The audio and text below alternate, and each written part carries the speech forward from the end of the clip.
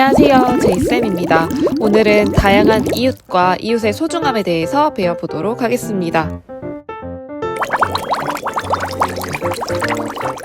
오늘 배울 단원 소개할게요.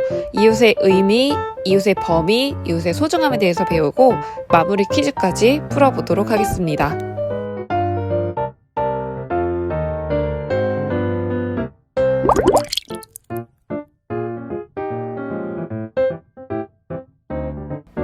우리는 주변의 많은 사람과 다양한 관계를 맺으며 살아갑니다. 전통사회에서는 대부분 같은 동네에 사는 사람들만 이웃이라고 생각을 했어요.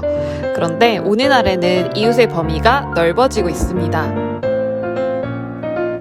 오늘날에는 학교나 직장에서 많은 시간을 함께 보내는 이웃, 국경을 넘어서 교류하는 이웃, 인터넷과 같은 가상 공간을 통해 교류하는 이웃 등 다양한 이웃이 등장하고 있습니다. 그럼 먼저 전통사회의 이웃을 한번 살펴볼까요? 전통사회에서는 상부상조라고 하여 서로상 도울부, 서로상 도울조자를 사용해서 서로 의지하고 서로 돕는 관계가 이웃이라고 생각했습니다. 우리 조상들은 이웃과 힘을 모아 함께 일하는 것을 전통으로 삼았는데요. 농사일 같은 경우 일손이 굉장히 많이 필요하기 때문에 그런 것들을 서로 도와주는 것이 바로 이웃이라고 생각했습니다. 지금부터 이 만화를 보고 어떤 행사를 도와줘야 한다고 이야기하고 있는지 찾아볼게요. 네, 맞습니다. 바로 장례식과 결혼식입니다. 결혼식이나 장례식의 경우 과거에도 그랬지만 지금도 거액의 돈이 들어가는 행사입니다. 그렇기 때문에 친한 사람들끼리 모여가지고 돈을 한 푼, 두 푼씩 모아서 서로 경제적인 도움을 주고받는 그런 모임이 있었어요. 이게 바로 계라고 합니다. 계모임이라고도 하죠. 계 기억해 두시고요. 두 번째 만화도 한번 보도록 하겠습니다. 시간은 급한데 일손은 부족하니 큰일이군 이렇게 얘기하고 있는데요. 공동으로 일을 돕기 위해 두레를 조직해 왔어 하면서 굉장히 많은 청년들이 달려오고 있습니다. 자, 두레라고 하는 전통이 있었는데요. 두레란 마을 단위의 공동 노동 조직으로 마을 사람들이 노동에 함께 참여하고 이에 대해서 품삯을 주는 그런 전통이었습니다. 그래서 이 청년 조직에게 부탁을 해서 필요한 그런 노동력들을 조달할 수 있었습니다. 자, 그 다음 만화도 한번 보도록 하겠습니다.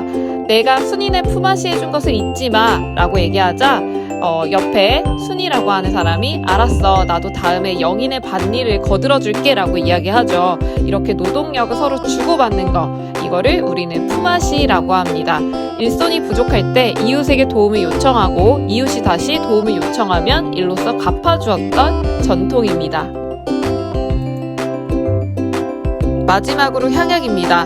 우리가 배운 개나 두레, 품앗이 이런 것들도 마을의 어떤 그런 평화로운 분위기를 만드는 데 일조를 했지만 이것보다 좀 더 통제의 성격을 강하게 띈 규약이 있었어요. 이거를 우리는 향약이라고 부릅니다. 향약은 원래 이제 중국에서 여씨 향약이라고 해서 여씨 사형제가 실시했던 시스템 제도를 우리나라의 조광조가 가져와서 실시하고자 했던 건데요. 제대로 자리 잡기도 전에 조광조와 사립파가 몰락하는 바람에 폐지되었다고 합니다. 그 이후에 우리가 잘 알고 있는 이황가 이 선생님께서 우리나라 실정에 맞는 향약을 만들어 시행을 했습니다. 총 4가지 미풍양속을 지키기 위한 규약이 있었는데요. 덕업상권, 과실상규, 예속상규, 환난상율 이렇게 4가지입니다. 그래서 착한 행동을 권장하고 어려운 일들을 함께하며 잘못된 일들을 스스로 규제할 수 있도록 만들어진 그런 규약이라고 할 수 있습니다.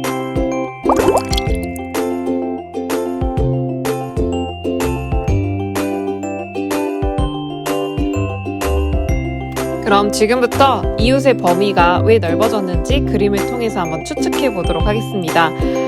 전통사회 이웃은 이렇게 그냥 마을 안에 있는 사람들만 포함을 했다면 지금은 좀 더 넓은 범위의 이웃을 이야기하잖아요.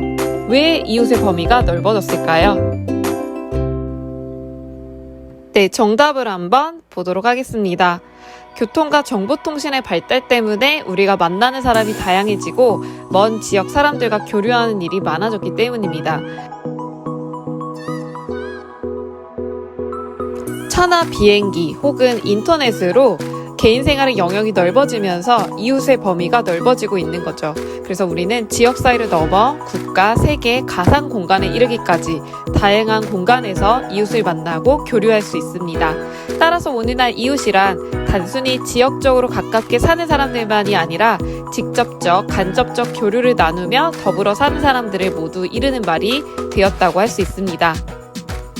그리고 진정한 이웃이란 서로 소통하고 교류하며 친밀감과 유대감을 느끼는 관계가 되어야 한다는 것도 기억해 주세요.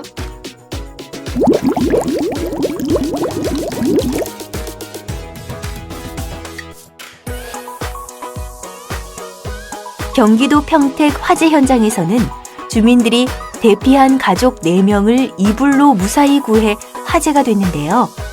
이웃들은 일가족을 구해서 너무 기쁘다고 말했습니다. 위급한 상황에 처한 가족을 보고 내 가족이란 생각이 들었고 무조건 구하자는 마음으로 다른 분들과 마음을 합하였습니다. 잘못 추락했다가는 큰 부상을 당할 수 있으니까 이웃들이 큰 이불을 줬고 다 팽팽히 잡은 상태에서 떨어지는 분들을 구조했죠. 생명보호를 최우선으로 여긴 아름다운 이웃의 도움으로 일가족이 화목한 가정을 지키게 됐습니다. 위 기사의 주민들이 이웃을 구할 수 있었던 까닭은 무엇일까요? 네, 그렇습니다. 이웃이 처한 상황을 자신의 상황처럼 여기고 이웃을 구하는 일에 최선을 다했기 때문입니다. 위의 기사에서 알 수 있듯이 우리 주변에는 이웃이 어려움에 처했을 때 자기 일처럼 앞장서서 도움을 주는 사람들이 있습니다. 멀리 있는 친척보다 가까운 이웃이 낫다라는 속담을 혹시 아시나요? 이런 속담처럼 힘들고 어려울 때 가장 먼저 우리를 도와줄 수 있는 사람이 바로 우리 주위의 이웃입니다. 이웃은 가장 가까이에서 우리와 함께 기쁨과 슬픔을 함께 나누는 사람들이고 이러한 교류를 통해 느끼는 따뜻한 마음은 우리의 삶을 더욱 풍요롭게 만들어줍니다.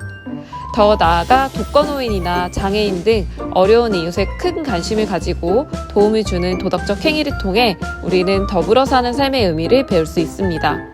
우리가 이러한 이웃의 소중함을 알고 이웃을 배려하며 스스로가 좋은 이웃이 되도록 노력할 때 우리는 모두 행복한 사회를 만들 수 있을 것입니다.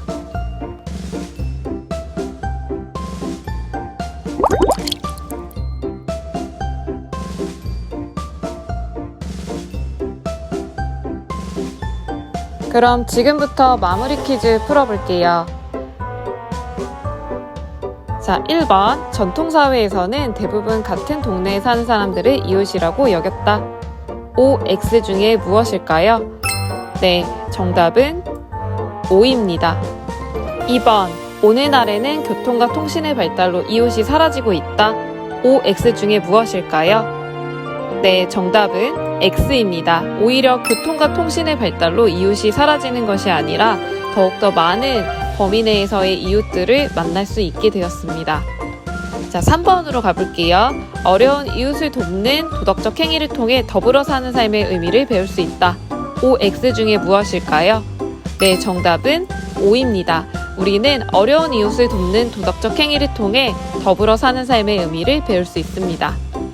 오늘 이렇게 퀴즈까지 풀어봤는데요. 마지막으로 도덕 필수 과제가 있습니다.